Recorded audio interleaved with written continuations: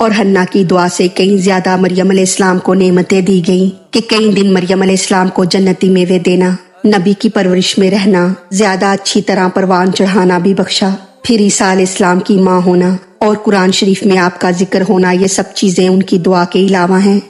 اعوذ باللہ من الشیطان الرجیم، بسم اللہ الرحمن الرحیم۔ فتقبلہا، پس قبول کیا اس کو، ربہا، اس کے رب نے، بقبول، قبول کیا، حسن، اچھا، یعنی ہنا کی دعا کا یہ نتیجہ ہوا کہ رب تعالیٰ نے ان کی صاحبزادی کو باوجود لڑکی ہونے کے اچھی طرح قبول فرما لیا کہ انہیں وہ سارے اوصاف بخشے جن کی ہنا کو آرزو تھی، اور حضرت مریم علیہ السلام کو دینی اور دنیاوی لحاظ سے عمدہ طریقے سے پالا اور پروان چڑھایا کہ انہیں بغیر تربیت، بغیر تعلیم، اچھے اخلاق، شوق عبادت، پاک دامنی اور ان کی پیدائش سے لے کر ان کی زندگی کے خاتمے تک ان کو شیطان سے محفوظ رکھا۔ حسانیم میں چند احتمال ہیں۔ ایک یہ کہ باوجود اس کے کہ لڑکی بیت المقدس کی خدمت کے قابل نہیں، مگر ہنا کے اخلاص پر حضرت مریم کو قبول فرما لیا گیا کہ حضرت مریم اور ان کے بیٹے عیسیٰ علیہ السلام کو پاک دامن اور شیطان سے محفوظ رکھا۔ تیسرے یہ کہ انہیں برے اخلاق اور بری باتوں سے بچایا، یعنی رب تعالیٰ نے حضرت مریم کو راضی ہو کر اچھی طرح قبول فرما لیا اور ہنا کی ساری دعائیں منظور فرمائیں، کوئی دعا رد نہ فرمائی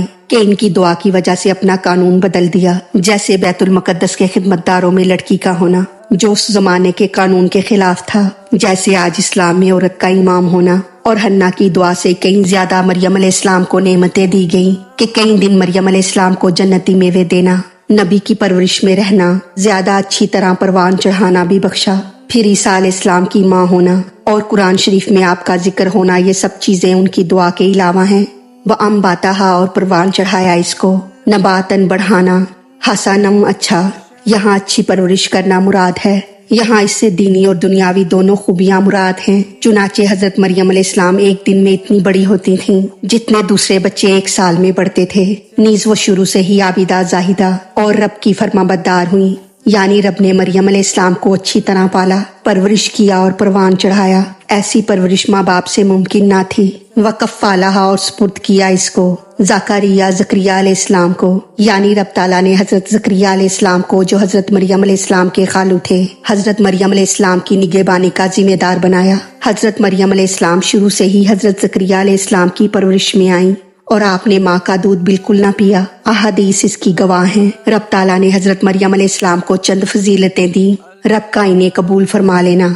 ان کا اعلیٰ خاندان سے ہونا، انہیں اچھی طرح پروان چڑھانا، حضرت زکریا کی پرورش میں رکھنا، ان کی پرورش بیت المقدس کے اوپر کے کمرے میں ہونا، وغیرہ وغیرہ۔ جو لڑکی خود بھی اعلیٰ ہو، خاندان بھی اعلیٰ ہو، تربیت دینے والا بھی کامل ہو اور پرورش کی جگہ بھی افضل ہو، تو سوچو وہ بچی کس شان کی مالک ہوگی۔ کلما، جس وقت، داخل ہوتے، علیہا، اس کے پاس، زکریا المحراب، زکریا علیہ السلام حجرے میں، واجدہ، پاتے، عندہا، اس کے پاس، رزقا، کھانا۔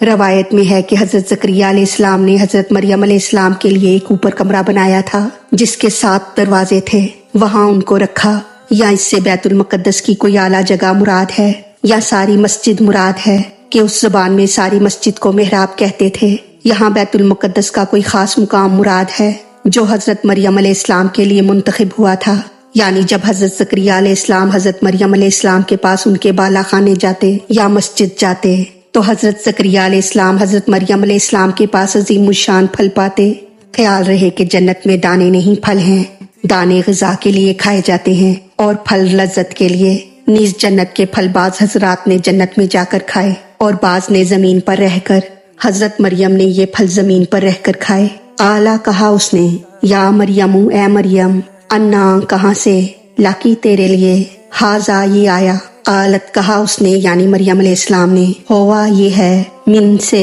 عند اللہ، اللہ کے پاس، یعنی حضرت زکریا علیہ السلام فرماتے کہ اے مریم، تمہارے پاس یہ کہاں سے آئے، آج کل اس کا موسم نہیں، تو مریم علیہ السلام فرماتی یعنی آپ تعجب نہ کریں، یہ جنت کا رزق ہے، رب کے پاس سے آیا ہے۔ اکثر مفسرین فرماتے ہیں کہ مریم علیہ السلام کا یہ کلام بچپن کا ہے، جس سے معلوم ہو رہا ہے کہ وہ جنت کو بھی جانتی ہیں اور وہاں کے پھل بھی پہچانتی ہیں، بلکہ لانے والے فرشتے کو بھی پہچانتی ہیں کہ یہ فرشتہ جنت سے پھل لایا ہے۔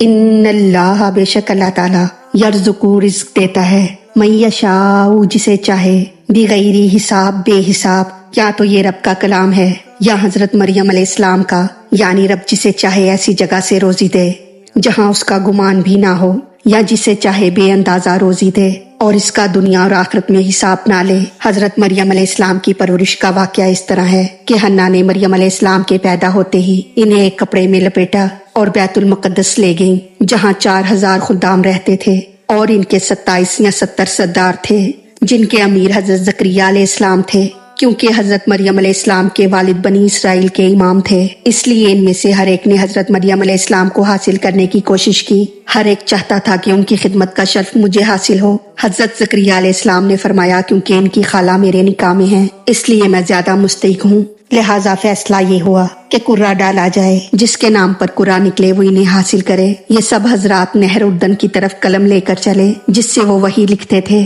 اور طے یہ ہوا کہ جس کا قلم پانی میں نہ ڈوبے اور نہ بہے وہ حضرت مریم علیہ السلام کو لے. سب کے قلم ڈوب گئے یا بہہ گئے، مگر حضرت زکریا علیہ السلام کا قلم ٹھہرا رہا، لہٰذا حضرت مریم علیہ السلام کی پرورش انہی کے سپرد ہوئی. اللہ تعالی ہماری غلطیوں کو معاف فرما کر ہمارا پڑھنا سننا اپنی بارگاہ میں قبول فرمائے، ہمیں دین و دنیا کی تمام نعمتیں عطا فرمائے اور ہمیں عمل کی توفیق عطا فرمائے. آمین یا رب العالمین. وما علینا الا البلاغ المبین.